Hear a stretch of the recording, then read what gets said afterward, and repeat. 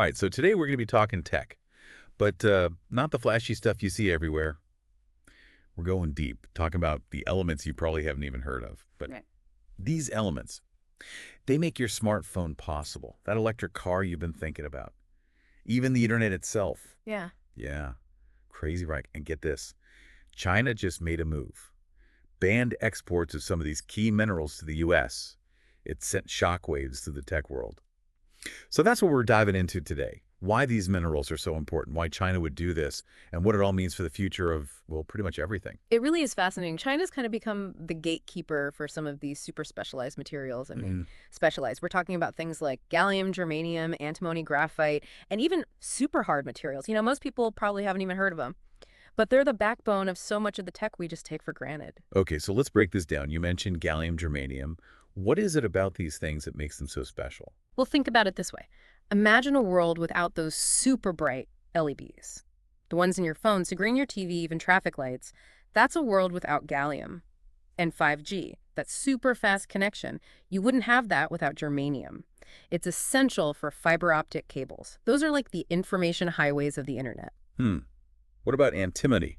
That one rings a bell, Yeah. vaguely. Maybe from like high school chemistry or Yeah, something. exactly. Antimony is a key ingredient in flame retardants, so it's quietly keeping our homes and electronics safer. But there's more. Batteries, industrial uses, it's everywhere. These minerals might be hidden, but they're in everything. Wow. So China just cut off the supply of some really crucial tech ingredients.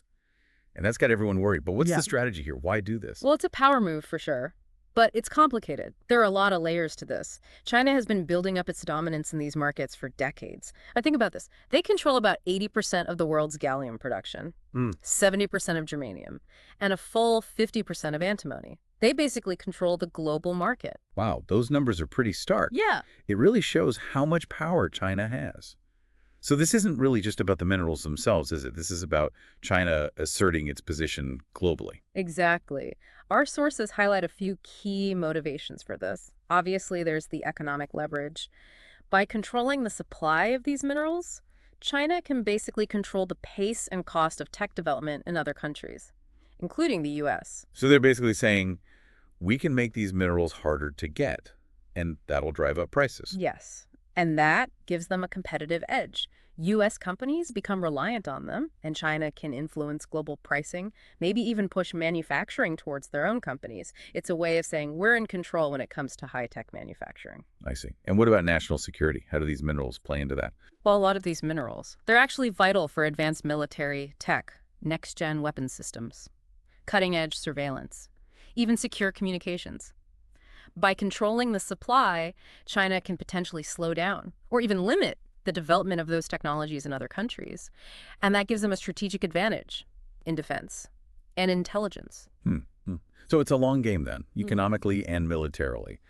And the timing of this ban, it's kind of interesting, isn't it? Didn't the U.S. just impose its own restrictions on exporting certain tech to China? Yeah, you're right. The U.S. put limits on exporting some advanced semiconductor technologies to China to try and slow down their technological development.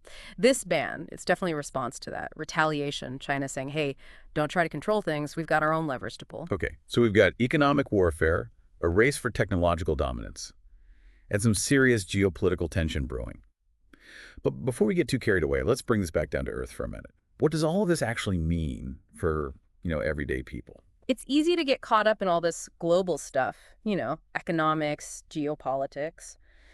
But we got to remember the people. This ban, it could really impact people's lives, their jobs, their access to tech, even their safety. Right. This isn't just some abstract game.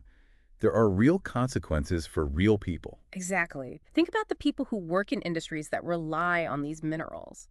What happens if companies have to slow down production or even shut down completely because they can't get the materials they need? That means people lose their jobs. And it's not just those directly involved in mining or manufacturing. The impact could spread to entire communities. And then there's the issue of prices going up. If these minerals are harder to get, that cost is going to get passed down to us, the consumers. We could see higher prices for everything: phones, laptops, cars, even medical devices. Absolutely. And for people who are already struggling, those price increases could be devastating. They might have to choose between basic necessities and things that a lot of us consider essential. It's true. We live in a world where tech is a part of everything. Education, healthcare, staying connected with family and friends. Exactly. And if tech gets more expensive, or even disappears completely, it creates a digital divide. The people who can afford it will be fine, but the people who can't, they risk falling behind, missing out on opportunities, even being excluded from essential services and information.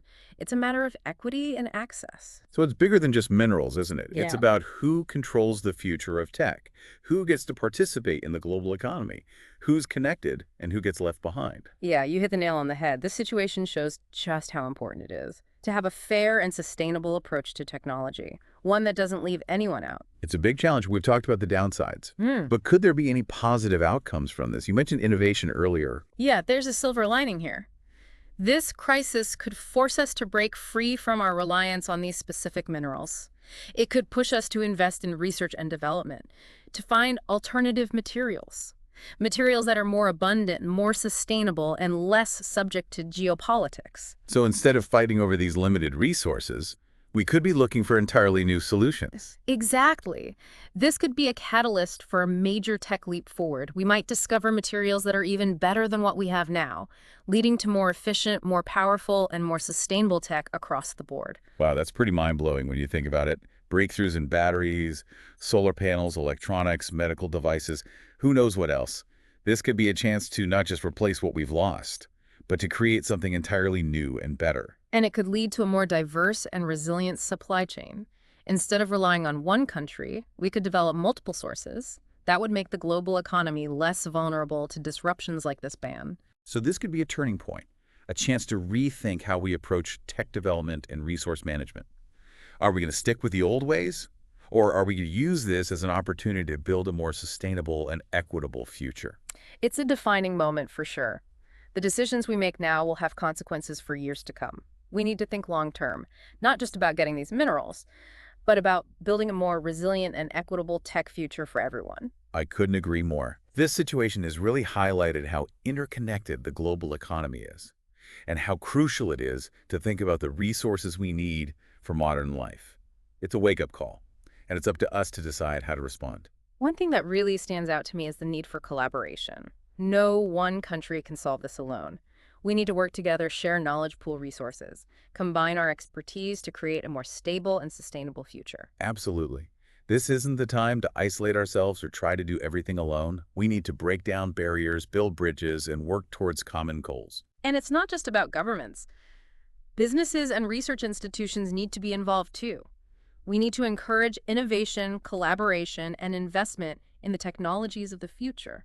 I agree completely. This challenge needs a collective effort. Governments, businesses, researchers, individuals, we all need to work together to find solutions. And we can't ignore it. The stakes are too high. The future of tech, the global economy, the well-being of billions of people, it all depends on the choices we make right now. So where do we go from here? What can we actually do to address this challenge? Well, first off, we need to diversify our sources for these critical minerals. That means exploring new mining opportunities, both domestically and internationally. But it also means looking beyond traditional mining. You're talking about things like recycling Uh, and what's called urban mining, right? exactly. We need to get creative, find ways to recover these valuable minerals from products and waste. There's a ton of material just sitting in landfills and e-waste, just waiting to be recovered and reused. So it's not just about digging up more raw materials. It's about using what we already have more efficiently. Right. And along with recycling and urban mining, we need to invest in research and development for alternative materials, materials that are more abundant, more environmentally friendly, and less likely to be used as bargaining chips in geopolitics. That's a really interesting area. Are there any promising alternatives out there?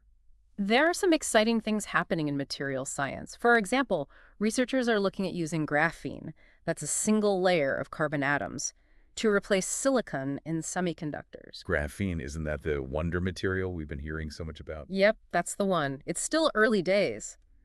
But graphene could revolutionize tons of industries: electronics, energy storage, aerospace, medical devices. That's incredible. So this crisis could actually spark a wave of innovation, leading to technologies that are not just more resilient, but more powerful and efficient than anything we have now. Exactly. And it's not just about finding replacements for existing materials. It's about rethinking how we design and manufacture products from the ground up. We need to embrace the circular economy, designing products that can be easily disassembled and reused, minimizing waste, and getting the most out of the materials we use. So it's a holistic approach, Yeah. from sourcing raw materials to the end of a product's life, creating a closed-loop system. That minimizes environmental impact and maximizes the value of our resources. Exactly. And the shift towards a circular and sustainable model, it's not something one group can do alone. It requires collaboration. Governments need to create supportive policies. Businesses need to invest in new tech. And consumers need to make informed choices about the products they buy and how they dispose of them. This is a challenge that affects all of us, and we can only overcome it by working together. It's a chance to rethink our whole relationship with technology, with resources, with the planet. It's an opportunity to create a future where technological progress goes hand in hand with sustainability and equity. A future where innovation is driven by collaboration and a shared commitment to a better world. A future where we're not just reacting to crises, Yeah. but shaping a better future for everyone. Now, that's a future worth fighting for. Absolutely. And it's important to remember that this isn't just some abstract ideal. There are countries and companies already taking action. Yeah, it's actually pretty encouraging to see that people are recognizing how important this is and actually taking action. Like, for example, the European Union, they've been really pushing to increase their own production of these critical minerals and to develop better recycling technologies. Plus, they're working on diversifying their supply chains so they're not so reliant on any single country, especially for these essential materials. So they're covering all the bases. Yeah, they're exploring new sources, getting more out of what they already have, and spreading the risk. Seems like a smart move. It does. What about businesses? Are they doing anything? Oh, yeah, absolutely. You've got companies like Tesla. They're obviously huge in the electric vehicle market, and they're putting a lot of resources into building battery recycling facilities. They know that having a sustainable supply of these materials is crucial if they want to stay on top. Makes sense. If your whole business depends on electric vehicles, you got to make sure you can get the materials for those batteries, no matter what's going on in the world. Exactly. And that's where innovation comes in. We're already seeing companies looking at different battery chemistries, ones that use materials that are easier to get, so they're not so dependent on China. So this whole situation is pushing us to think differently. Maybe this ban will actually lead to some amazing new technologies. I hope so. They say necessity is the mother of invention, right? This could definitely lead to some big advancements. It's like the space race back in the day. Oh. All that competition led to so many new technologies. That ended up changing life for everyone. Absolutely. Satellite tech, GPS, medical imaging, new materials. The space race pushed us to innovate, and those innovations had a huge impact on the world. Who knows what we'll discover as we try to figure out this whole critical minerals thing. It's pretty exciting to think about. This deep dive has really been eye-opening for me. It's amazing how connected everything is: tech, resources, geopolitics. It really is, and it shows how important it is to be informed, both individually and as a society. We need to know where the materials for our tech come from. We need to understand the risks, and we need to see the opportunities for innovation and collaboration. Well said. This isn't just something for politicians and CEOs to worry about. This affects all of us. It does, and remember, this is just the beginning. There's so much more to learn about this. We've got some links in the show notes to some additional resources if you're interested in digging deeper. Keep learning, everyone. Keep asking those tough questions. And most importantly, stay curious. The future of tech is in our hands. The choices we make today will shape the world of tomorrow.